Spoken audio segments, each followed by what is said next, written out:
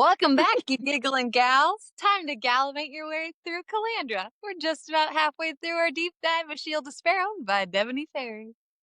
Warning, while we may be your giggling gal pals, we don't recommend listening to this podcast around little ears. Or ears that may be offended because we say bad words and shitty things. While covering this book, just know there will be spoilers for the entire book in each episode. So please stop what you're doing and go back to finish the book if you have not already.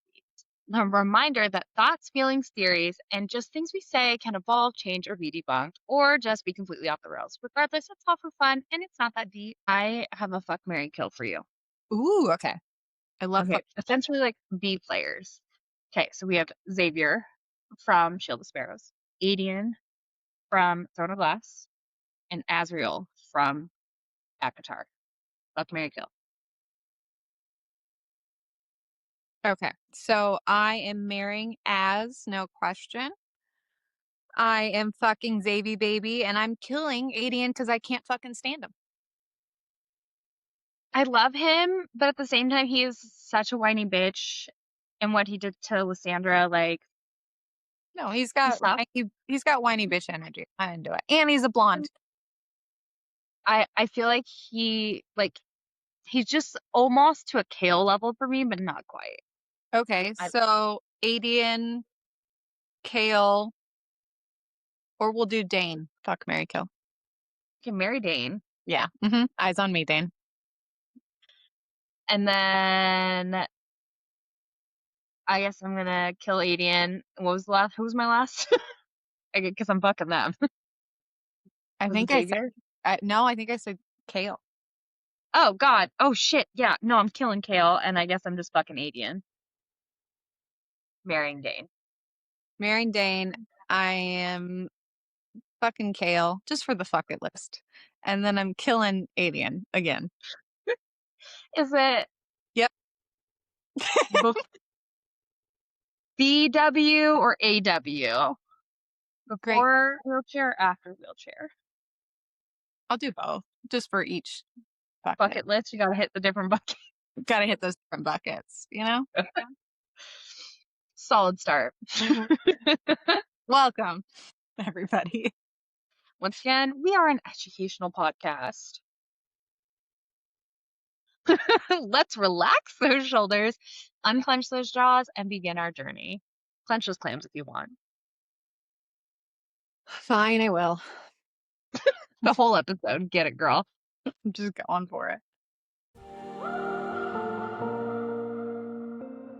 Chapter. Chap. 3 to the 1. 31. That's what the number is 31. Thank you. You're welcome. So, Odessa woke up to a pillow on the floor and a note at the table yet again. She wishes yesterday was all a dream, and she was just reading all a dream. But she was I got so excited. But Nene, I'm an idiot. You like stepped on my joke, but all right. I'm so sorry. I was just like so excited for you. Yet you didn't wrap it though, so I guess that's where I got thrown off. We're not firing on all cylinders. I'm so sorry.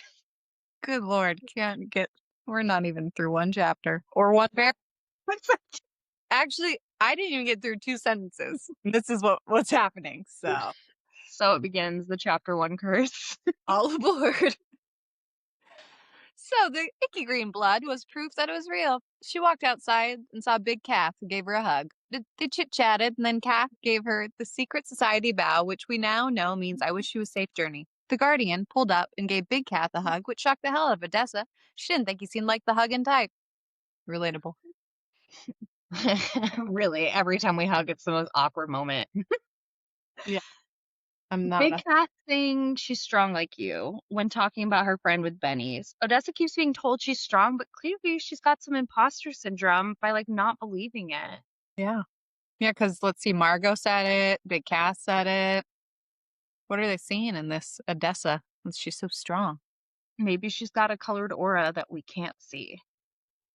Which I have theories on Cap, which we will get into that one. Love that. the gesture of she pressed both hands over her heart, giving a slight bow. Like, what do we think it really means? Like, Kat said it means, we're just nicknaming her. Not even Big Cat, just Kat said it means, I wish you a safe journey, Princess Odessa Wolf. But I think it means more than that. Like, I feel like it's more of a, like an I respect you sort of thing. There's gotta be more to it than just safe journey. I don't know why I just bowed to you. You did bow to me, and I no, bow down, bitches. I think that you and I love saying it means more than that. It has to, because like we've seen that gesture other times. Like that just seems so silly to just be safe journey. There's more. Such a silly safe journey. So Fucking PTSD from Onyx Storm is manifesting again, like right here. when they got to their horse to leave, Odessa said they should have a warning protection, which the Guardian definitely took personally. She's like, nah, dog, I don't mean you. I mean the king, the crown. Can't Xavier boy step in? The Guardian didn't like that. And then she was like, I'm only asking. I think I have the right. He was like, really, boo boo? What makes you think that you have the right? Odessa's like, well, for starters, my blood. Just laughing at myself. It's fine. The moment I signed my name on the treaty and the day Xavier claimed his bride prize, I'm here. I'm in Tara. I have the right, just like any other person in this kingdom. This cannot stand. He was like, what do you suggest, my queen? What solution do you propose that we haven't already considered? Which made her feel a bit embarrassed pants. Odessa pleased him with, I want to make a difference. I want to do what's right and help. He told her to get on the horse, which, minor detail, happens to be his. No bigs. His what? She's riding his horse. Save a horse, ride a cowboy. I will definitely ride the cowboy. Cowboy?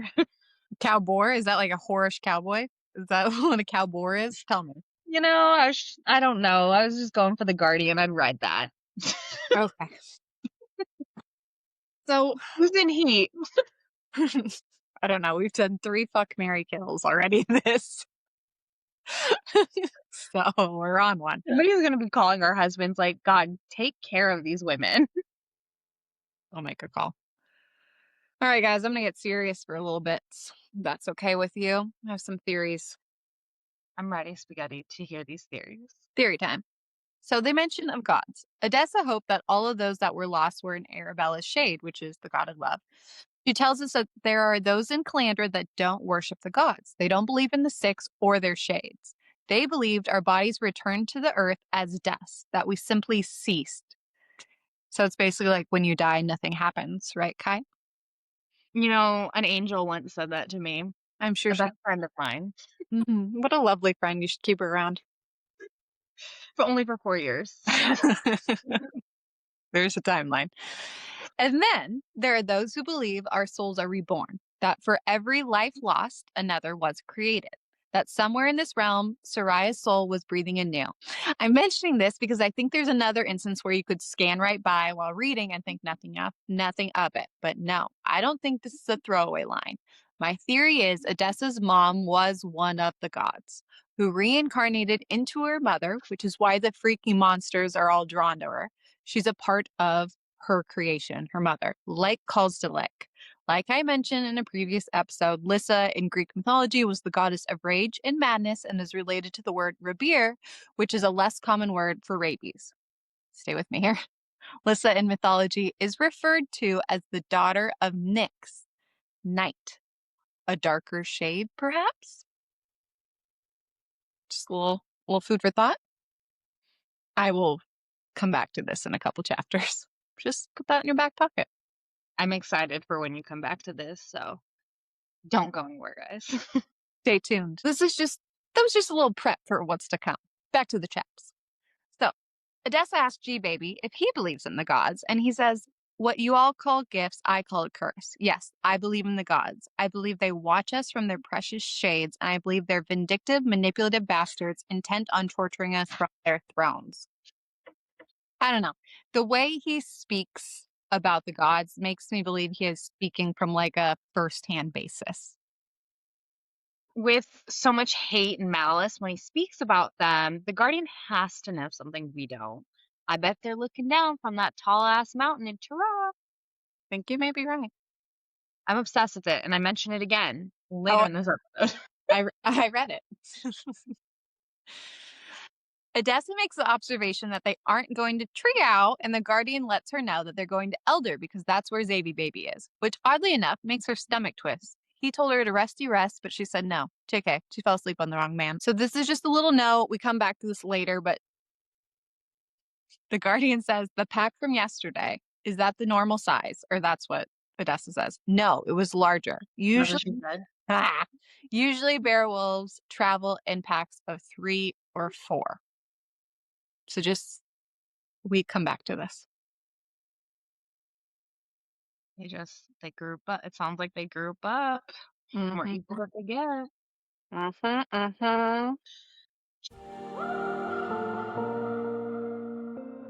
Chapter 32.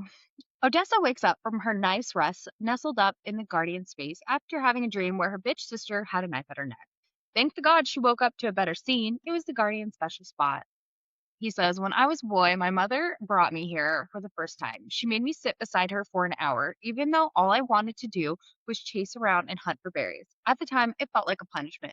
Now, I see what she was trying to do. It was one of those lessons I couldn't appreciate until I got older, which made Odessa realize she didn't know him at all. Like, she knows him, but doesn't know him. I color check in.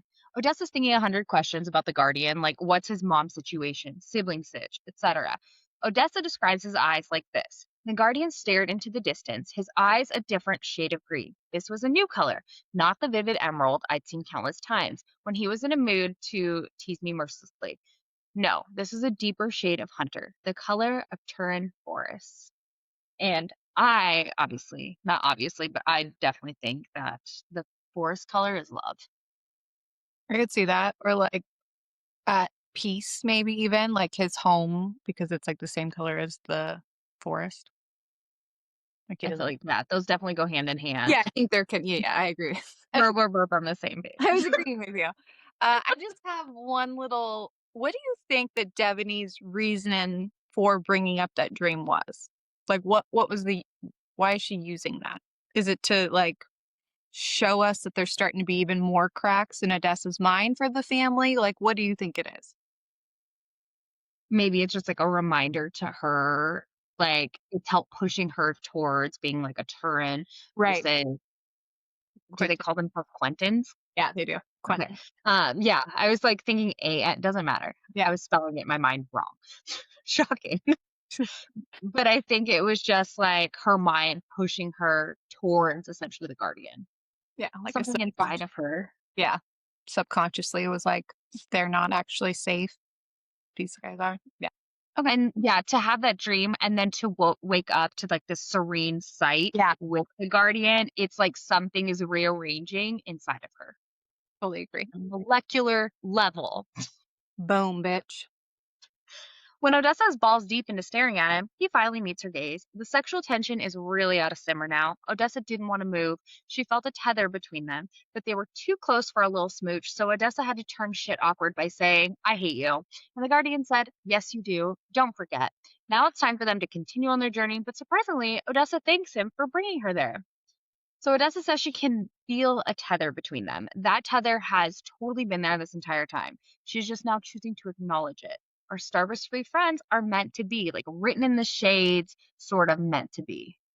Can't eat, can't sleep, reach for the stars, World Series kind of thing, you know, as the Olsen twins might say. The amount of references that we have to the Olsen twins, but we don't say it in here, it's kind of wild. Okay, they are iconic.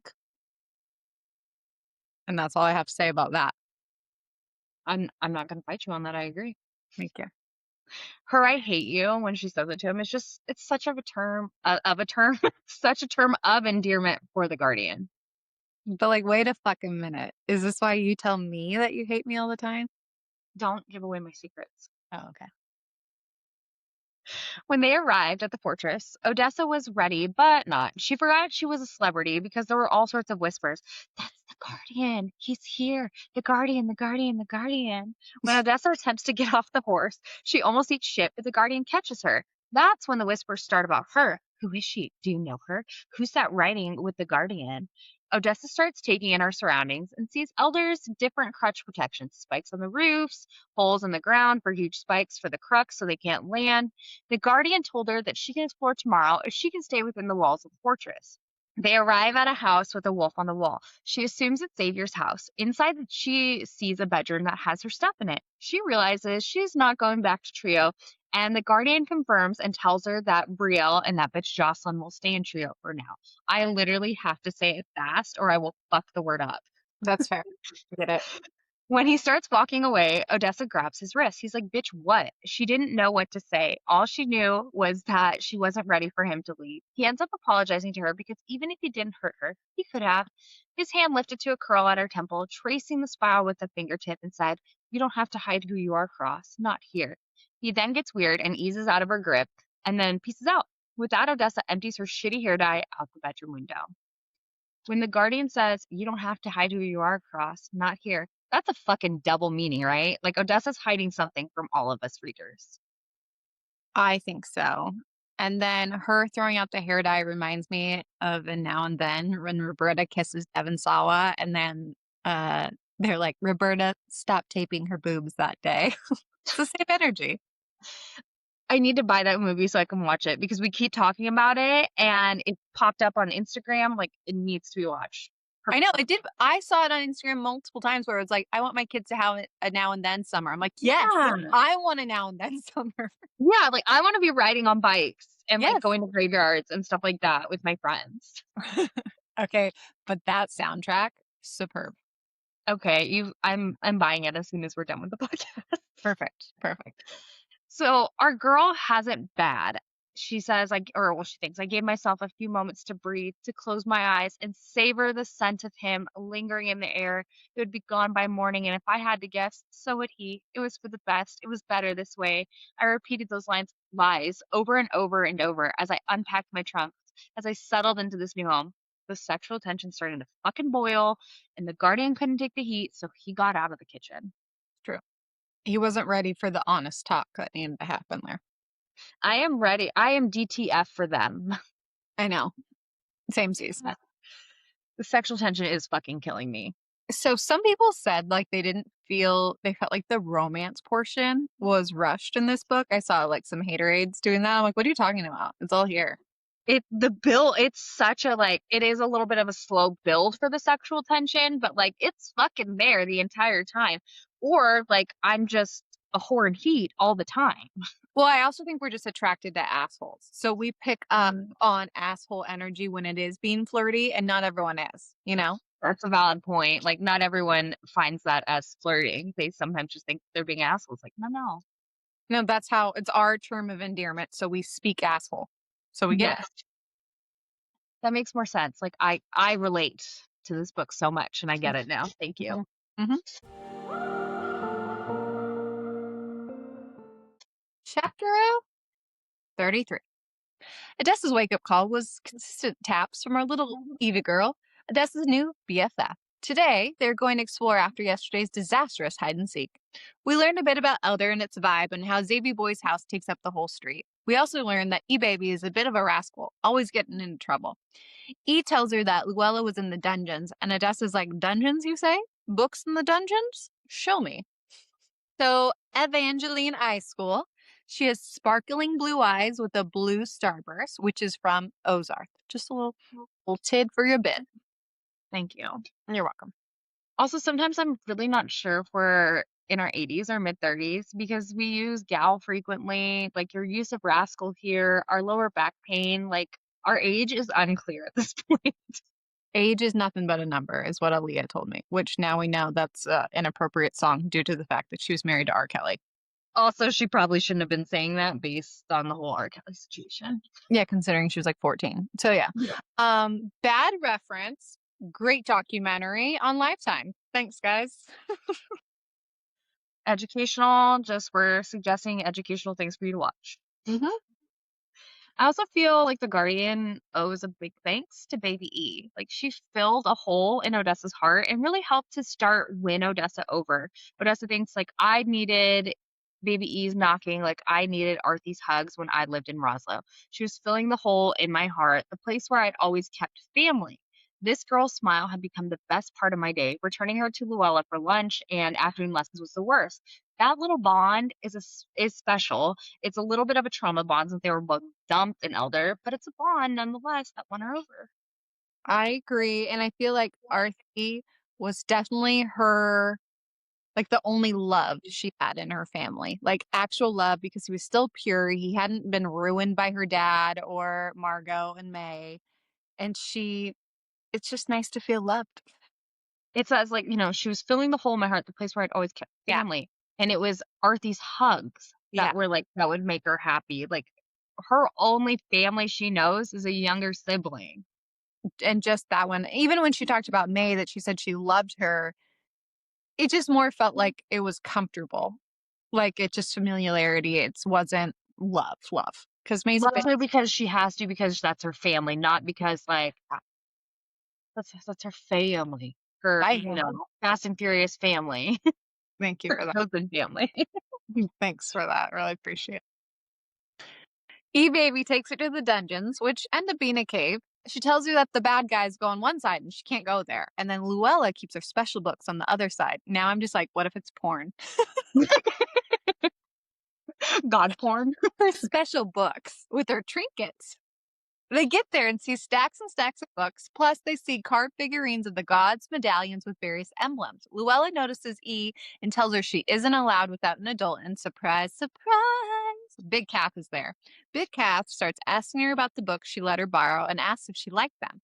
She then gives Odessa some new books to read, one being full of old myths and legends, and one with her favorite myth of all. So there's all these books and scrolls and weird stuff. And, Luella calls them trinkets. There are carved figurines of the gods, medallions with various emblems, trinkets as Evie promised. Why are all these items hidden here? The books and scrolls make sense, but the other items, I know, like, Baby E pockets them, but, like, why are they hiding them? Right? And the They're out there. medallions, like, why? You need a token to get into Alessaria. Yeah, we need to know. Okay?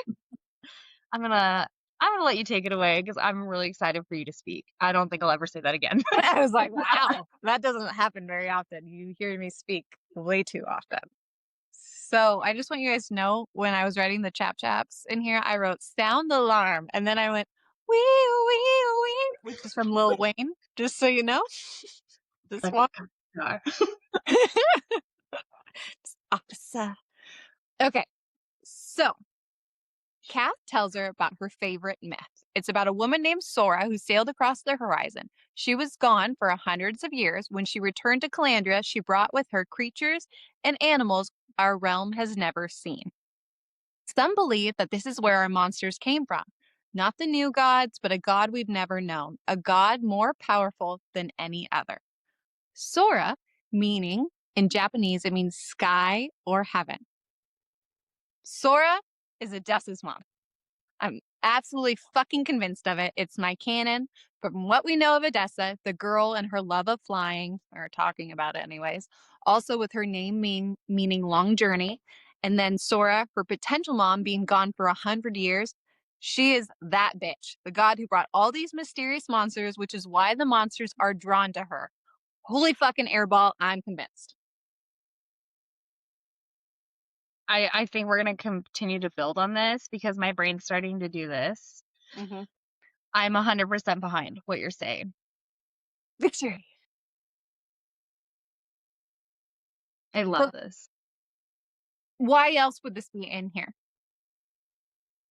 And then with this, with the reincarnation that we come back to, all related.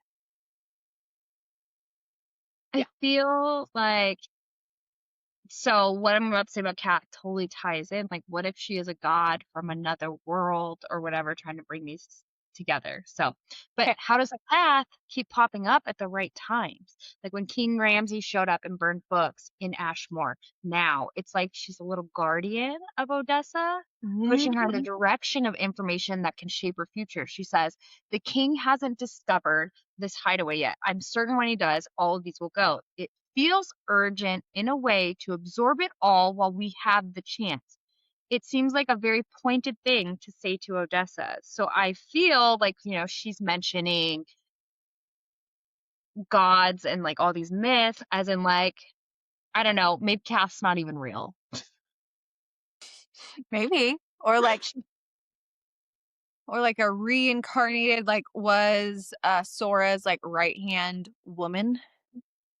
Maybe she's like a god of some sort, like of Mhm. information. Like she came from another realm or whatever, another part of the world to point Odessa in the right direction to like fix things.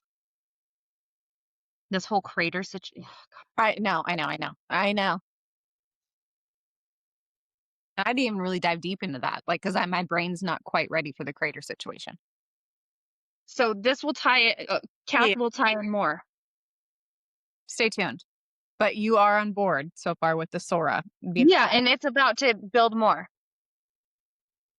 I'm so excited now. When Big Calf told her of this, she had an overwhelming urge to sign the 8. In fear of pissing off the gods, she felt some fear about what the book contained and wanted to leave it behind, but also, she's a nosy bee and needs to read it. FMCs, they're just like us. Odessa asked Big Calf why the king is burning books, but Luella appeared at her side and asked her to bring E-Baby back. As they're starting to walk back, Evie puts a finger to her lips and tells her to listen. Devious little fuck. I love her. We hear Luella ask Kath what she's up to. Kath tells her she's just giving the poor girl something to read. That's all. Luella says that's the last person who should be here.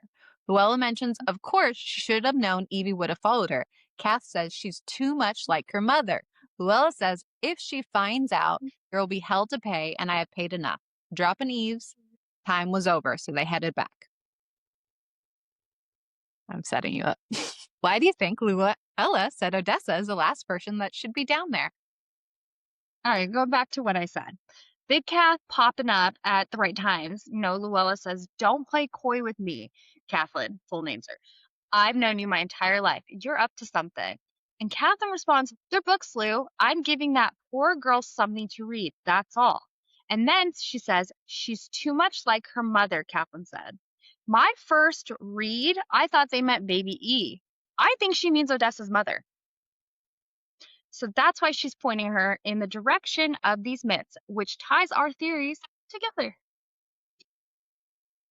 Okay, your theory on Kath, right? Being a god of some sort, Otherworldly in some way, shape, or form.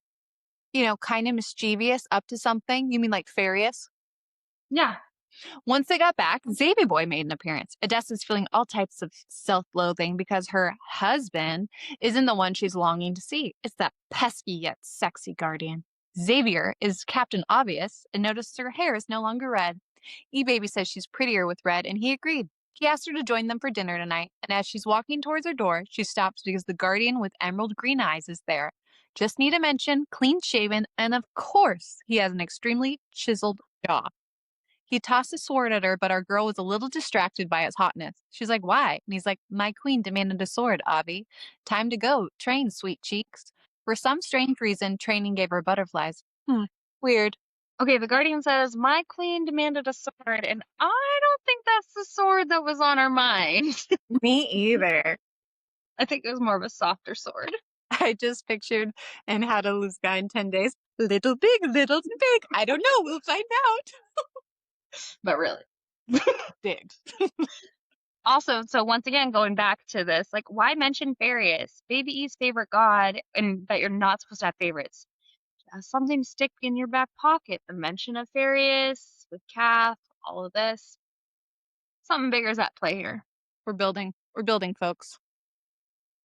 I obviously had to wait to say the sword thing until my Charles left. Sorry. I really do think that line wasn't meant for Baby E. I do think it was meant for. You're right, too. Because, like, my first read, I thought Baby E, even the last one, and then I saw you wrote that. I was like, oh. Nowhere do they say her mom. No. It is very vague. As a reader that doesn't quite know who it is yet, like we don't know Luella is Baby E's actual mom yet, at the end of the book, you could immediately think like that's what Devney meant, was that. But I think you're right. I think it's a sneaky sneak second meaning. Or if it's not, I don't care. I like it. It's a weird throwaway because, Yeah. like, I think Devney knows what she's doing. I'm into her fantasy. I'll give her that. Chapter 34. The Guardian gave Odessa a sexy ass sword. She had to spend a week learning to wield it, but it was a good one. Today, though, Odessa was a little stressy Bessie. The Guardian actually says, "Now let's relax those shoulders, unclench that jaw, and clench that chin." Or he tells her to drop her shoulders. They duel until the Guardian kicks her ass and has a blade at her throne. Guardian and I check in. Hazel until they were. Soon the color shifts slowly, like clouds overtaking a clear sky. The golden chocolate speckles become smaller and smaller as brilliant bold green filled his irises. As soon as his eyes dropped to her mouth, the heat rose in her loins. Apparently, Odessa doesn't just have a guardian kink, but a night kink too, because Niagara Falls is knocking on her pants door begging to get out. But then the guardian abruptly wraps it up and his eyes turn back to Hazel. He then actually gives her a compliment. They have a moment of banter when she asks for a horse and he says, "So that you can sneak out of Elder, this time you do it on your own and not in a merchant's wagon." And Odessa says, "Exactly." The Guardian says he'll mention the horse to Xavier since Odessa asked him, not her husband, in quotes. So the sexual tension has hit a rolling boil at this point. Odessa is out there thinking, by the cruel twist of fate, I was married to Xavier while this man haunted my dreams. Ma'am, have you listened to Usher? You got it bad. Not sure, but she's definitely listened to You Make Me Want to Leave the One I'm With and Start a New Relationship with You. Usher just knows. Usher knows. Usher, Usher. We will be sending Devney Perry the Usher album because it was clearly influencing this book. And also, Odessa's out here doing the Lord's work. Emerald meant he was amused, intrigued, but green was the color of his gaze when he wasn't pissed off. They changed to varying shades of hazel when he was serious or focused or annoyed. And then there was the silver of his rage. She's tracking the eye colors for us, so we didn't even have to work that hard. Thank you. So Odessa's realizing that she memorized details about the wrong man's eyes. What a hussy.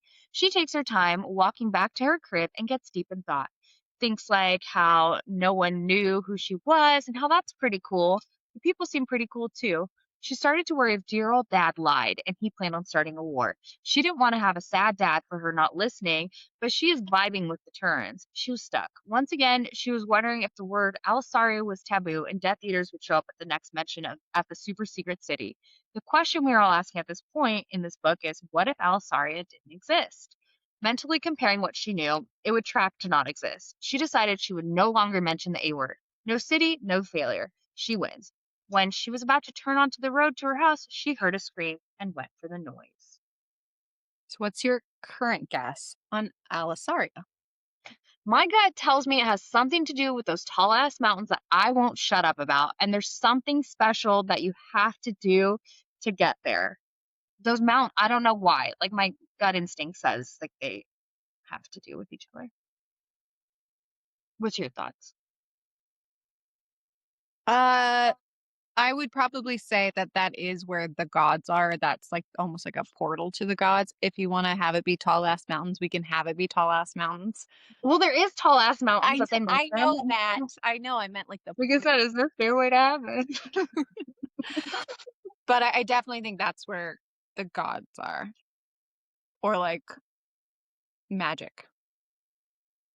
They're like really turns are tight with the gods. Mm-hmm. They're And homies. that's where the V-Bros are. Like what? Same lists. But what if the V-Bros, like, you know, she makes a mention of, I don't know how many there are. There's hundreds, there's thousands. No one really knows. What if there's only 6? No one knows. What Very if- probable. Like, they're just the gods, the Scorpio middle children. I don't know if I agree with that just because of there's Well- like boss and then the lowers. Right, yeah, the high priest and everything. But they're very yeah. much, I think, related as in, like, bad. A bad monster with the gods. There's something up with them. They give me the heebie-jeebies. Heebie-jeebies? Not heebie-jeebies. Heebie-jeebs. Get on social. Girlfriend's literally having the worst internal battle of her life. Like you can see her shift being towards a Turin and not a spy happening so fast. The whole, if the city didn't exist, there was nothing I could share with my father. I couldn't fail a task that was doomed from the start. So in a way, it wasn't my fault for letting him down this time. Like said enough. She was very low effort in this spying anyway. Yeah, she didn't really ever commit. She like was waiting for an excuse to be like, I guess it's just not gonna work out. My bad. I tried. My bad. Yeah. Didn't let it out there. So it turns out Xavier is leaving yet again, and Baby E is pissed. She wants to go with him. The Guardian bribes her with a ride to Trio to get Odessa's horse, but it's a family trip, and Odessa is going too. Okay, Baby E calling her Odessa is super cute. I'm into it. Me too. And do you think like the Guardian knew her loyalty was switching to Tara here? I think he can read intentions of some sort, so I would say yes. He is Xaden Shadow Daddy. Yeah, at least like how we said, like how normal people you can read a room. Well, if he already could do that, then yeah, it intensified. It's gonna be better than the normal person. But I don't know. There's enough comments about like, can he read my mind? That it's like, why are you saying that so often? If he can't. There's something connection. Like, yeah, it's either intentions or mind reading of some sort. And if Devney was smart and she wanted to create the next shadow daddy or, book boyfriend, let's look at it. We got frickin' Xaden. We got Rhysand. We love a bitch that can read our mind. I feel like we're on the path to that. Next book, we'll find out. Because then we'll find out his fucking powers, hopefully, because we don't know what they are. And I feel like the next book, like I like the Guardian throughout, like his character. I think the next book is where like we fall in love and lust with him. He might turn into like the darker daddy. Yeah. He's book boyfriend material, but he's not daddy material yet. No. He's like walking the hallway though. And daddy is a state of mind. Just ask Pedro Pascal. Best.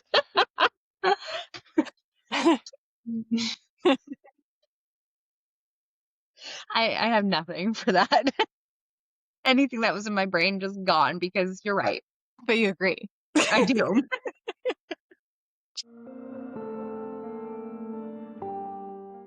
Chapter 35. They'd been riding all day, and E-Baby was starting to get a little restless. She asked if she could name his horse, but he was like, nay, nay. You guys, I wrote that like nay, nay as in a horse. I just need you to know.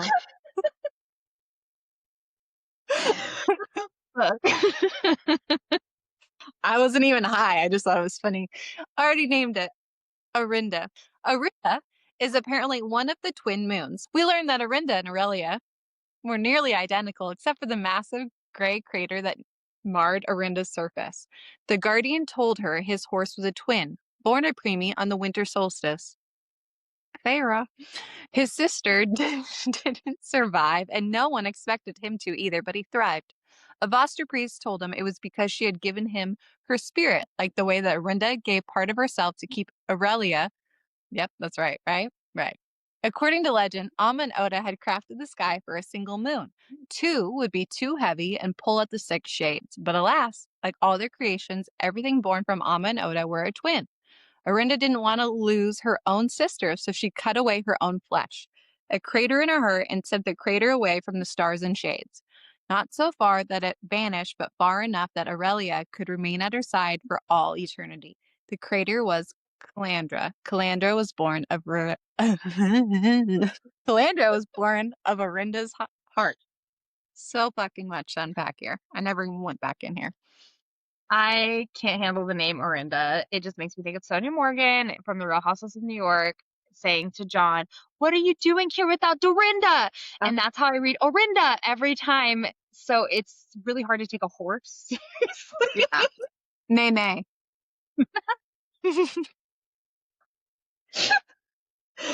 Fuck, I'm really gonna struggle the rest of the book. I did when I first read this. Like Orinda was just it was gone to the wind after this. Like Maybe it's Orinda. We just read in our head Dorinda because it's too hard to not. I can't stop. Oh, good. Okay. Sorry, what you're about to say, fully on board. Go. But as with all their creations, everything born from Amma and Oda was a twin. And this is sticking with me. Almost like Odessa and the Guardian are twin flames, twin souls, and that's why there's a tether between them being created by Amma and Oda themselves. I'm definitely engaged to this theory, not married yet, but there's no way the story of the twin moons don't have more meaning and relevance. Like something is a brewing. So if everything has a twin and they had 6 baby gods. You'd have to think that they're like twin flames of some sort on the shade spectrum, right? That's how I would probably assume. But then we have, allegedly, her mother, and there's just one, I, Sora. w- I wonder if the rules apply to different gods. Did Amma and Or Oda like create maybe this one? maybe they didn't create her. Maybe she What said, if she was the creator of Amma and Oda? right? But I agree with the twin flames with Odessa and the Guardian. Like you have to have the counterpart. Yeah, there's something about the balance, and Mhm. I mentioned it before that they have to be the balance. Which That lack I of starbursts.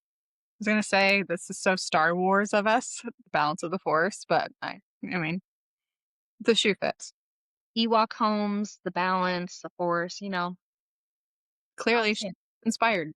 E-Baby asks if Des had seen a Voster priest before. She told her that she had because there was a Voster priest assigned to her father because he was an important man. The Guardian scoffed. She told her that her father was the Gold King of Quentis. This bit of info shook a sweet E-Baby and was like, "You're a princess? Me too." Oopsie daisy. E-Baby noticed Odessa's necklace and asked her what's it all about. Odessa told her because it's pretty, and she also thought how she had foolish hope it used to be her mama's. E-Baby fell asleep, which meant Odessa was on deck to ask her questions. Why am I so excited for the trust that has been built with this line? It's all right. He tucked a lock of hair behind her. You can tell her, but no one else okay. Like the Guardian is softening up. Like his "I'll never trust you" situation is like "I hate you." It's like the counterpart. Like that's a big signal, like a big sign of trust. Like her Mhm. sharing that she's a princess, and yeah, he would never trust her, but here we are. And when Odessa's talking about her necklace, because of foolish hope, because it may or may not have belonged to my mother, could this be one of her hunches? I believe so. And then just that they say that the necklace has like a reddish tint to it with the red hair. Her mom had red hair. She has red hair. It's her mom's. 100%. There's no way it's not. Or grandma, it's her bloodline for sure. For sure. Yeah, definitely. And then I'm just curious with the Guardian scoffing about like why does he hate her dad so much? Not just because it's opposing kingdoms, like he has a serious lack of respect for her dad and honestly Quentin's in general because saying they always run from a fight. Like what history do we not know that obviously Odessa doesn't know? Yeah, I mean, like our friend Sam wrote that book on how shitty Quintus is. So, Right. like, Murder and thieves. So something I want to know the backstory. I wanna know. She cried. We're just we're impossible. Now I'm gonna have that fucking song stuck in my head. She runs through a few. She asked if Xavi Baby was hunting the Lissa monsters, which the Guardian was shocked by. She was like, you were the one who told me, drunkie. She asked him, are you going to tell me about it or am I going to have to guess? He stayed quiet and she put her vulnerable pants on and says, please don't leave me in the dark. I've been pushed to the side, dismissed, and overlooked my entire life. He glanced at her with what she thought was pity, and then he starts to explain it's an infection. They don't know much about Lissa. They don't know how it started. They're just trying to stop it from spreading. He goes on, a monster is deadly without the infection. They kill for nourishment, to protect their young, to defend a territory. But at their core, a monster is no different than a bear or a lion or any other predator. The six simply made their beasts better killing machines. She asks if they get more savage and vicious with Lissa, and he confirms that and tells her Ashmore wasn't about food. She says, like the Crux, bloodlust, and he says yes. She asks him if he thinks the Crux brought it with them, and he says it's unlikely because the last migration was 30 years ago, and they've only known about Lissa the past 4. She's like, well, it could have been laying dormant, and they didn't know. So much information here. He tells her that it's possible, but the Voster bros don't think so. They've been spent years learning everything they can about the infection. Odessa can't help but think, of course, those weirdos are involved in this. She asks how it spread. The green blood, he tells her by bite. She asks if people can survive the bite. Once the words tumbled out of her mouth, she realized and said, you have Lissa. She follows up with, what bit you? And he tells her a bear wolf 4 years ago. She asks if anyone else has been bitten, but as far as he knows, he's the only one. she asks him, what did they do now? And he's like, we? And she says, yes. He tells her, we kill monsters. We kill them all, every last one. He means kill the monster and then kill himself. Then kill himself, not kill himself. He smirked and said, think how happy your Faja will be when I'm dead. You can even tell him you killed me just like he asked. My queen the assassin. I just want to say that, not that we know anyone else has been bitten. I think we need to focus on, not focus, but just once again keep that in our back pocket because there has to be more than one person that has survived. A twin. There's going to be a counterpart, as well as what is the Voster Bros intention, the V Bros, for trying to figure out about this infection? Are they trying to figure out really what can help it? Or are they trying to use it for nefarious purposes? Not to be confused with furious. Yeah, how can they help the people with it or how can they help themselves with it? Yes. I don't trust them. No. I'm going to keep saying it. I just don't trust them. They probably have transitional lenses. 100%. Snape-looking motherfuckers with their transitional lenses with no nose to hold them up. Mm-hmm. I don't trust them. No. Chapter 36. The Guardian is like, girl, I am not stupid. I know you're moonlighting as a spy and assassin. So Odessa changed the subject real quick. Odessa asked what Lissa did to him and if it gave him his abilities. She did have good questions that she didn't ask aloud. Was it the reason his eye colors changed? Had it altered the magic in Calandra's very soil that gave people their starburst at birth? Had Lissa ripped away that connection, forging something new? The Guardian told her it heightens natural abilities and indeed makes him more of a monster. Odessa asked about the Grizzer attack, the Beowulf attack, and if they were affected too. Turns out the Guardian being bit is why him, Xavier, and the Vibros started asking questions. After his bite, he was feeling better, faster, stronger, a little 2000s Kanye West. So when the Guardian was bit, he describes it like this. Not long after I was bitten, I got a fever. I was delirious for a week. When it finally broke, everything was normal. The rest came on over the course of a few months. Cut that should have taken days to heal was gone in hours. I could see clearer, hear better. I had always been good in fight. I had always been fast. Now I'm faster, stronger. These gifts, as you once called them, come with a price. Monsters aren't the only one who thrive on bloodlust. Just want to mark that. All the feelings. I feel like we need to know that. This just makes me wonder, what gifts does Odessa have after her fennec poisoning that she hasn't yet tapped into or is hiding from us? Or did she already have gifts that had protected her from it, which is like where I'm leaning. No, that's where I'm leaning, but I think she has, like, the whole comments about her being so strong. I think there's a lot that we don't know about Odessa that she will have to be stepping into in the next 2 books. Maybe there's a lot she doesn't know that she's got to learn. I think that's really where Yeah. we're at. Which is where Big Cath comes in. Mhm.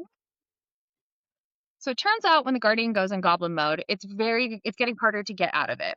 No one knows where Lissa came from, including the Vibros, but they can feel it, sense its wrongness. Maybe the six felt humans were becoming too strong, that their monsters weren't enough to keep us in check. So they cursed Calandra with Lissa to torture us with more death and blood.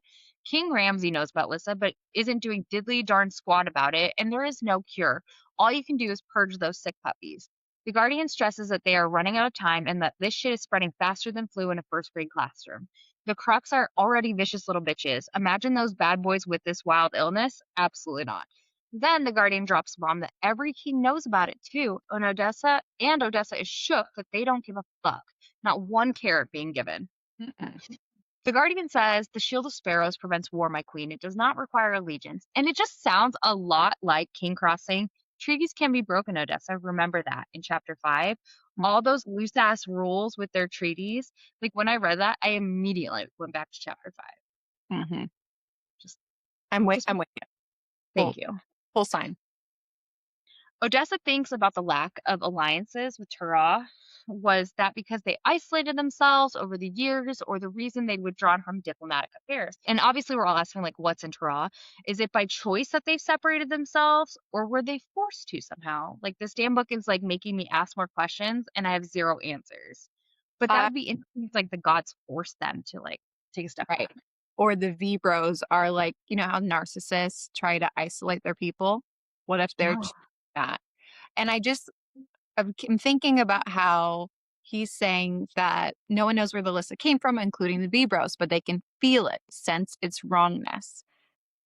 And all I can think about is Odessa doesn't feel that strong, icky magic feeling when she's with the Guardian who has Lissa. But when she's around the V Bros, she very much feels like that's the wrongness. So I wonder, I think that's just proof that they suck.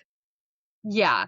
I'm pretty sure I wrote it somewhere in this episode that I don't trust them. And I said it 1,000 fucking times too. Yeah. But like she's sensing wrongness in them. Something isn't right with the Voster. No, I mean, yeah, I mean, the end of the book kind of gives us that too. But still, we don't know his intentions at the end of the book. So we're trying, we're figuring it out. I mean, maybe the Voster they're all infected. Yeah. And maybe they don't even realize it, or they're trying to cure themselves. We don't know yet. Long journey to take. So, private investigator, aka the Guardian, asked about attacks up and down the coast to get a feel for how fast Calandra's version of COVID-19 was spreading. So far, it's heavier in the mountains, but shit is spreading. The Guardian told her how few know about him having Lissa, and she asked why he trusted her. He was ready to have a moment when a scream happened.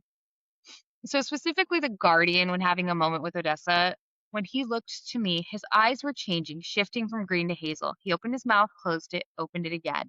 He almost looked nervous. My stomach nodded. That was not a face about to deliver good news. This part made me so mad. They were finally having a moment where they had built trust, and those fucking monsters had to arrive. If I were Odessa, I would also be pissed. It's like when you get a text that says we need to talk, and then the other person doesn't respond for hours. Yeah. Now you have to fucking wait. Or when I tell you that like I got hot goss and then I just forget or I like get distracted and you're like, I'm fucking waiting on a cliffhanger.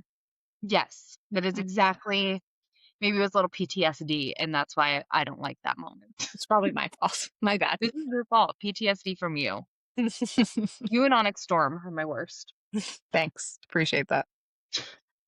Two soldiers pull up and let him know that there are some Tarkin being little bitches. The Guardian gave Baby E to Odessa, put his horse in sport mode, and off they went to ride like the wind bullseye, all the way to Trio. Odessa and Baby E had to basically tuck and roll off the horse onto the ladder and climb their asses up to Odessa's treehouse. When safely in the treehouse, a Tarkin decided to torment them from below. So Odessa describes the Tarkin. The scales were as large as my hand, as thick as iron. Tarkin were similar to the tiger cats that roamed the lush riverlands in Ozar. The fur of a Tarkin was as red as rubies, striped with pink. The only way to kill the monster was with a blade through its gullet or heart. Those scales along its back were impenetrable, its fangs and claws as white as snow, could tear through a human's flesh as if they were wet parchment. All the monsters that roamed Calandra, the Tarkin were the most beautiful. If a hunter managed to kill the beast and harvest the scales, they were sold on the black market for as much as fennec tusk powder. Their hides, that rich, smooth red coat, were twice as valuable as lionwood hides. Once again, we're told how beautiful this monster is. There's a lot of red in it, which just Red I've got red flags like going up. Something with this animal. and red hair. And then that. I just want to say that the Tarkin are my favorite monsters in this. Not Cathlin. I was gonna ask what your favorite, like if you're, Yeah. I don't know, vibing with fucking monster. If I'm But vibing with monsters, it's that. yeah, Grizzer, I know I like cats. So I'd say the Grizzer would be second only because the name. And then I just kind of picture the silver tips and their stupid mascot that looks like an idiot. it's interesting that all of their scales seem to be harvested and are very useful.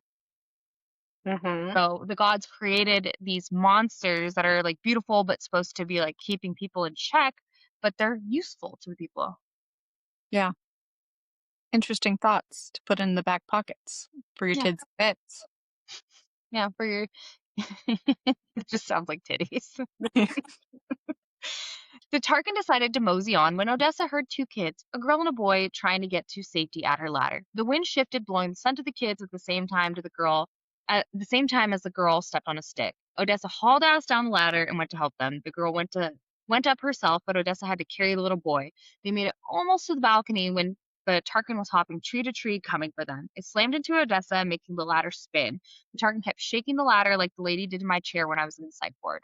The ladder breaks and Odessa falls, but manages to keep the boy safe. The Tarkin was ready to attack, but nothing happened. Daddy Guardian saves the day. He gets intimate and takes Odessa's face in his hands, dropping his forehead to hers. His thumb traced her cheek and tingles exploded on her skin, then says, "You're okay." After the moment of panic passes, the Guardian yells at her, saying, "Fuck, you are a reckless woman. Does your life mean nothing to you?" But Odessa just responds with, "Not when the lives of innocent children are at risk. The child's returned to the human it belongs to, so that's good." Odessa gets ready to take a closer look at the monster that is no longer with us. There's a prickle that creeps over her skin, the sensation of spiders crawling up her arms. She shivers and looks to see the fathomless gaze of the Vox boss. The sexual tension is slightly physical with he leaned away, my face still in his hands, thumb still tracing. I never wanted it to stop, but as shouts ring through the trees, he let me go. Just fuck already. Oh, no. Chapter 37. So post Tarkin, not Wait, I read his name Tarkin too. I don't read it as Tarquin. Tarquin. Is it? Yeah, I just listened. I actually do remember that from the Audible. That is a terrible name. Tarquin. I don't like that. Sarah You can- Janet. Post Tarkin attack, plus the Voster Bros magic, was making Odessa feel quite squeamish. Her head was spinning, her arms were tingling, and it's as if the Voster Bros took away her last bit of strength. What do you think it is about the Voster magic that makes her have such a strong reaction? It's because something isn't right with them, and Odessa can sense it. Like, there's a part a little bit later in this chapter, she's like, "I could use a cuddle and a hug, especially since my skin was still irritated from the Voster encounter." So it, like, lingers. Something is wrong with them. Where whatever magic that she may or may not have in her is like does not mesh well. It's not her twin flame. Right, because like with the Guardian, like she's totally fine, no issues whatsoever. Even like coming upon like the monsters, Yeah, the Lissa. that have Lissa within them, she doesn't have that same feeling. It's the Voster. Something's fucking wrong with them, and she's the only one that can tell. Yeah, that's weird. Tilia forced her to go to the infirmary, even though she didn't want to. She woke up to Tilia at her bedside. She told her what she did to help the children was very brave. Tilia continued to explain what happened. Odessa shocked the hell out of her when she asked if the Tarkin had Lissa. She told her yes, and it seemed that the two Tarkin that had been working together. This is another non-throwaway line. We know that the Bearwolves usually are in packs of 3 or 4, but they were double in Ashmore. We know that Tarkin are usually solo individuals that may have a mate, but these two were in cahoots. Why? Something to think about. I wonder if Lissa kind of advances their Mhm. brains since they are a little bit smarter, so that they know that they have to like go in packs and that they're targeting people. So I wonder like what it changes in their chemical makeup. I almost picture like raptors, like trying to find Yes. weakness in the trying to figure it out. Yeah, I don't know why, but that's what I picture. So basically, if They're you are clever. infected with Lissa, you are a velociraptor. You're a clever girl, you know? So Tilia called her brave. She's like, "I was gonna say brave," and Odessa's like, "No one's ever called me brave before." Like, it's proof Odessa is brave and strong. Once again, she's struggling with her identity because, bitch, you're good. You're a good person. You saved some kids. Well, she was just so used to being cast to the side and the forgotten princess that nobody gives a shit about. So to have any type of praise, especially out of the bedroom, she's like, what is this? She doesn't have a praise kink yet, but she's probably gonna develop one because She's going to get they're one. nice to have. She needs one. You can tell. Words of affirmation, girly, is what she needs in her life. The Guardian is going to do the right things for her. After Tilia left to get rid of the Tarkin body, Odessa got up to leave. While walking out, her skin started tingling again. In the next room, she found a shirtless guardian with the Voster, his hands hovering over his bite mark and his chest. He started mumbling some type of spell while the guardian trembled in pain. She started to rush towards him, but the Vibro slammed the door in her face with the use of his wind magic. She wanted to know what the hell was going on in that room. She wondered a many of things. What if the high priestess were wrong? What if Lissa wasn't some sort of mutation or disease? What if they been the cause. Plus, the Voster's eyes were the same dark green as the monster blood. Coincidence? I think not. Imagine if the Voster was actually like making things worse than the Guardian because he's like a bad person. I mean, we don't know But necessarily, but like, what if he's like obviously like pulling it from him at the same time, but still like learning like how to keep some of it in there to have yeah, like not some fully cure. control. Yeah, not a full cure because he doesn't want to, because he can't control it. I mean, when he goes into goblin mode, he's starting to like lose control, but what if the boss are actually controlling him? Hmm. I need to stop calling it goblin mode. And I'm just like, yes, It's not wrong. not wrong. When she walked out, she ran into Brielle, who wanted the 411 of her whereabouts. Brielle then asked if she found out anything about Alessaria. Des told her she wondered if it even exists. Brielle thought that that could be an interesting theory. She told her that her and that bitch Jocelyn would bring her dinner and water for a bath. Odessa walked back to her treehouse with guards in tow, and once she got to the top, she found E-Baby's guards up there and E sleeping in her bed. Someone, Avi, wanted a cuddle party too. She wakes up and they chat about E-Baby's future plans with her pet monster and monster hunter career. She asks to sleep there for the night, and Des gives her the nickname Little Star. I want to go back a little bit because I want to say that Devney does like a really good job of like sowing distrust in us, like whether or not we believe in Alessaria, because it Mhm. literally she's sowing this distrust in all of them. They're not even sure if it exists, and like then we're also thinking. Obviously, we get to the end of the book, and it's like let's go to Alessaria, but it's just she did a really good job at fucking with us. She also did a good job of like the foreshadowing of Brielle being a spy, because if you're just a handmaid, why the fuck would you care if Alessaria exists or not? But she Exactly. was the one who brought that up. It wasn't about like her whereabouts or what she was doing. She was the one that specifically brought, have you heard anything about it? Which means that she had every intention of going back and telling everyone. Brielle was the first one to adopt pants too. Like she Hmm. was the first one to like ease her way in. And I keep saying that bitch Jocelyn, but I mean Brielle's not that much better. No. Brielle's just like nicer, but that doesn't mean that she's not a sniper from the side, Yes, I agree. where Jocelyn's just going to get you right in the noggin, right in the dome. Just fuck your husband. Hmm. No bigs. Once E-Baby falls back asleep, Odessa sneaks off to her balcony where she finds the Guardian looking like dog shit also on his. He told her that he meant to come see her earlier, but he got tied up. She was like, yeah, I know, I saw you in the Vibro. And he told her that he was siphoning Lissa from his blood. And P.S., there's no cure, so get that out of your pretty little red head. The Vibro had been studying the disease and he found something. He thought at first the disease came from another animal and the disease morphed over time, possibly fennec. Yes, that is what she was poisoned with at 13. The Vibro said that Lissa felt the same as the blood of someone poisoned with fennec tusk powder, but it was different enough that he kept searching. He took his blood to Lane to their healers and alchemists because apparently they are the best in Calandra. The Lane peeps didn't know anything other than it had a very strong reaction to Corican. They seemed to adhere together. Corkin is a cavern dung, which are small monsters that live in the deserts of Lane. Some weird scientists experimented with their poop and they found out if you boiled it to mush and made paste out of it, a person would hallucinate and feel no pain and forget even their own name. And it is a very expensive drug. It is interesting to me that Des does not bring up her own experience with fennec test powder. We know that she has no filter with him, but she chooses specifically not to bring it up.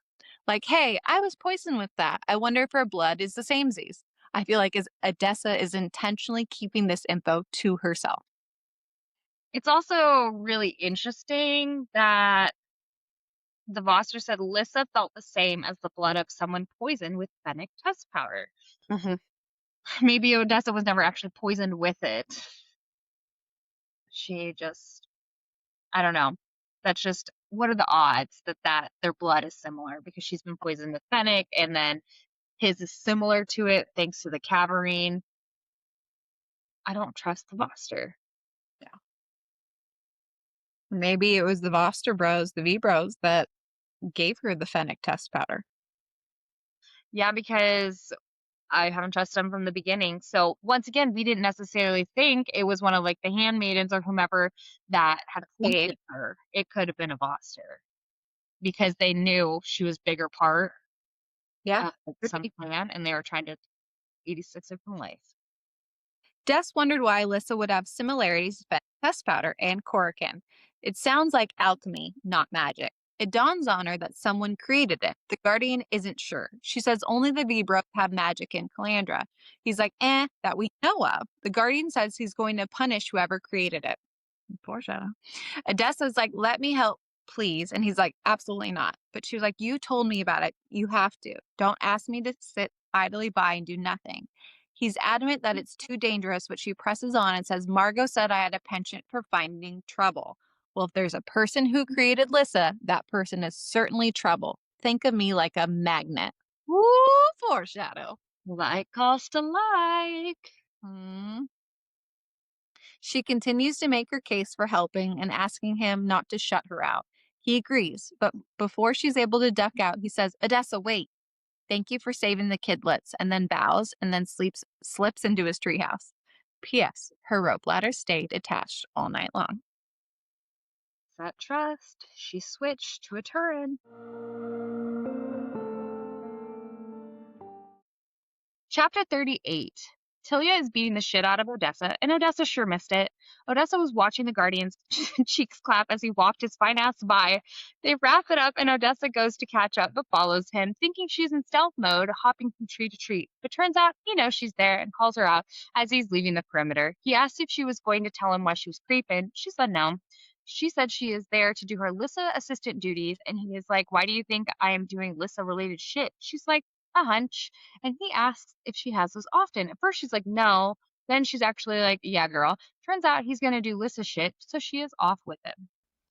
How she explained her hunches she had. In Roslo, there were always goings on in the castle that piqued my interest, that gave me pause, that made me curious about the people coming and going, about the real reasons for hushed whispers and chaste meetings, but I'd never acted upon those hunches. I'd never dared to follow Margot or May or father around to find out what it is that they were doing. Satisfying my curiosity hadn't been worth the risk of getting caught. To me, she sounds like a curious gal, but also I never dared to follow Margot or May. The Margot one, following her around. Interesting. What is Margot hiding? But how do you feel about her hunches, Blake? Like, do you think it's something or a case of the curiosities? I mentioned a few episodes ago that I think we need to pay attention to her urges, or hunches that she has. I think Odessa is like the Guardian, where her senses are stronger. Why? It could go back to her heritage, where I believe her mother was one of the gods or magical creatures at the very least. I have my theory that I said of who I think she is. Or we could go back to when she was poisoned with Fennec. She had a fever for a week, much like the Guardian did after Lissa. I think something altered in her after that poisoning. Her urges and hunches became stronger. While she didn't act on following her stupid ass family, we've seen her act on urges to jump in the ocean, explore the Crux hallway, look at every damn monster possible. I think with a lot of her hunches, it can almost be described as having like a pull towards something. Maybe it's like in Harry Potter with the liquid luck. Maybe the goddess of luck really is on her side and helping her find out more information. What if that's who Big Cap is? That's the I mean, she could be furious, but she could help her. She is pushing her in the right direction to find out information. Yeah. And what do they always say about luck? So they say that luck is when preparation meets opportunity. So it's almost like Big Cass is giving her all the information so that when the opportunity's there to prep her for that. Kath is a sneaky little thing. Well, you're right. Real in her own right. You were right, and that she does. She always shows up right at the right times. Luckily. We're on to you, Big Kath. They sent out some scouting parties that never returned, so they were going to investigate. Odessa trips and falls into the sexy-smelling Guardian, wind and leather and moss mingling with pine and earth. Odessa got hot and bothered immediately, but then she remembered this sexy daddy was not her husband. The Guardian had a moment saying, Odessa, but doesn't get to finish because Odessa's like, we G2G. That pissed the Guardian off, so he charged ahead. There were no dillies to be dallied now.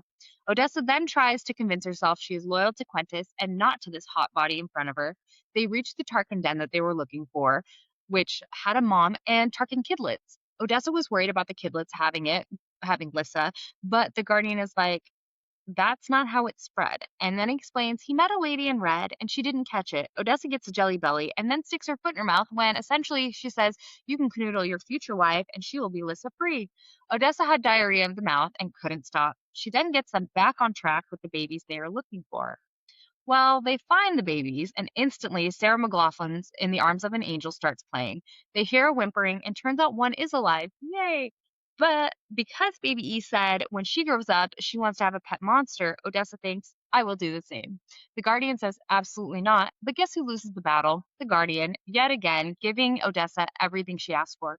He asks if she really would kill it if necessary. Then it takes a dark turn when he asks if she will kill him. She vows to him that she will, and then he gives her his name, Ransom. Eye color check in.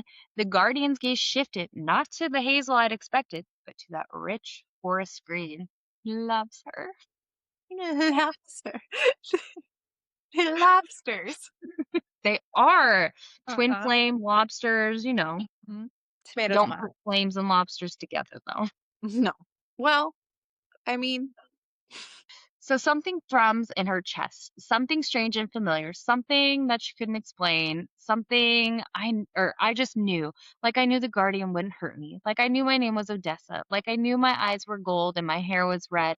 That we couldn't kill this monster today. Like calls to like. And okay, so we get his name.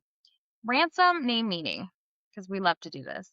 Ransom is a boy's name of English, German, and Latin origin. This name translates to wolf shield or simply shield, which ironic because he's the shield of the sparrow because he's sworn to protect her. We have gone full circle of the book name. But also biblically, ransom means the price or payment made for our redemption, as when it is said, the Son of Man gave his life of ransom for many. So he might be the one to free Odessa, but is he the price? I don't like that if it is foreshadowing.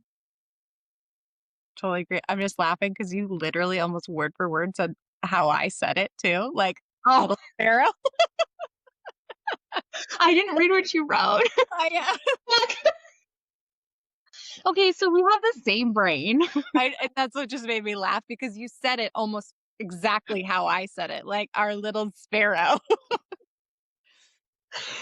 How many times have we done this? Like A over the lot. course of the No, it several happens months? Like maybe all the we time. do need to start reading what each other writes. The funny part about it is I watched your brain like connect it and like full circle, and I'm like 4 lines later. You're like, bitch, I already got to the end of the circle. I'm glad you fucking made it. So Sorry. don't be sorry. It's like I said, Wolf Shield. His last name is Wolf, and he's sworn to protect, aka Shield or Little Sparrow, as Kylie just said. Sorry, it's funny.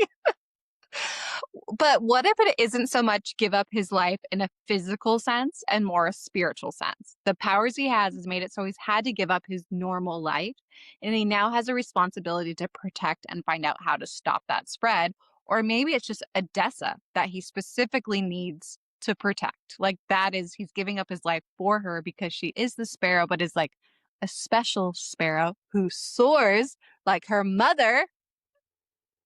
Just a thought. But yeah, good shit today. Lots of theories. Lots of things for y'all to simmer on. Y'all to simmer on. I moved to Y'all. California, not Texas. No. Kids We in didn't bit. meet we didn't meet anybody new, but we did learn about another monster, the Caverine. It's a smaller little nug, little cutie. We officially have all 6 gods' names and what they represent. We've got Isaac for health, Daria for luck, Kareen for peace, Darius for mischief, Jesus Christ, mischief, There you go. Arabella for love, and Mac for death, which I do think that Kath is either Farius I'm going luck. or, I'm going or luck. Daria. Yeah, I'm going luck. Or what if she's just like a child of the god somehow?